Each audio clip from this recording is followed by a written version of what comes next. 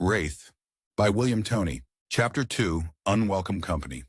The city buzzed with life as Aaron walked home. Neon lights flickered and the streets echoed with a symphony of horns, chatter, and the occasional shout from a passing vendor. Normally, the chaos of the city helped ground him after a long day, but tonight felt different. The shadows seemed darker, the noises sharper. He shook his head, trying to push away the unease. "You're overthinking it," he muttered. But no matter how hard he tried to rationalize, he couldn't shake the memory of that whisper, his name spoken in a voice not his own. Reaching his apartment building, he climbed the stairs to the third floor, each creak of the old wood reverberating through the silence.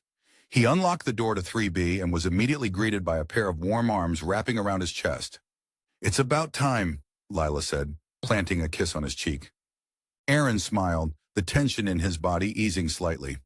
"Sorry, work got the best of me again." Lila stepped back, her golden hair falling over her shoulders as she fixed him with a playful glare. "You're always saying that. One day I'm going to drag you out of that museum kicking and screaming." He chuckled and followed her inside. The smell of reheated pasta wafted from the kitchen, and the small living room was lit by the soft glow of a table lamp. It felt safe here, familiar. But as they sat down to eat, Aaron's thoughts drifted back to the pot. "What's on your mind?" Lila asked, twirling a forkful of pasta. Aaron hesitated. "Just something strange happened today." "Oh, did another creepy doll show up at work?" she teased. "Not quite," he said, forcing a laugh. He decided against telling her about the whisper. She'd just dismiss it as exhaustion, and maybe she was right. Instead, he told her about the pot, its odd arrival, and its unnerving perfection. "Sounds like someone's playing a prank," Lila said. "Or maybe it's a replica someone sent for appraisal." "Maybe," Aaron said, though the explanation didn't sit well with him. Later that night, as Lila drifted off to sleep, Aaron found himself lying awake, staring at the ceiling. He couldn't stop thinking about the pot, about the way the air had shifted in his office. It was just his imagination. Had to be. He closed his eyes, trying to will himself to sleep. Then he heard it again. "Hey, Aaron!"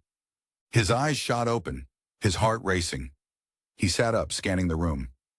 Nothing. The apartment was silent save for Lila's soft breathing. He stood and walked to the living room, his bare feet cold against the hardwood floor. The shadows in the corners seemed to writhe as he passed, though he told himself it was just his mind playing tricks. Then he saw him. A figure stood by the window, silhouetted against the city lights. Tall and slender, dressed in a dark, tailored suit, the man exuded an air of confidence and menace. Aaron froze. "Who the hell are you?" he demanded, his voice trembling. The man turned slowly, revealing a sharp, angular face framed by silver hair. His eyes glinted like molten gold, and his lips curved into a faint smile. "Oh, I think you know who I am," the man said, his voice smooth and rich, like honey laced with poison. Aaron's throat tightened. He didn't know this man, but something deep inside him recognized him all the same. "Why are you here? In my apartment?" The man took a step closer, his polished shoes silent against the floor. "I just came to show my gratitude, Aaron." "For what?" "You did me a great service. After all, you released me." Aaron's knees felt weak. "I don't know you. What do you mean I released you? From what?" The man held out his hand, revealing the gleaming brass pot. Aaron gasped. "Wait, is that the pot from my office? You were trapped in that?" The man's smile widened, revealing perfect, gleaming teeth. "In a manner of speaking, yes. You broke my seal, and for that, I am in your debt." Aaron's breath quickened. "I don't need anything from you. If I set you free, you can just go."